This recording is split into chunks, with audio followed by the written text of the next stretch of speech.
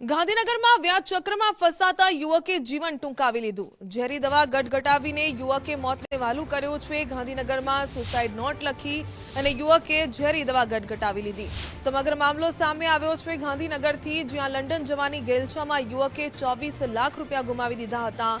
ત્યારે યુવકને લાગી આવતા ઘટના સ્થળેથી હસ્તલિખિત જે નોટ મળી આવી છે તેમાં ઉલ્લેખ કરવામાં આવ્યો અને ત્યારબાદ જીવન ટૂંકાવી લીધું। નોટમાં 3 વ્યક્તિઓની સામે છેતરપિંડીના પણ આક્ષેપ કર્યા।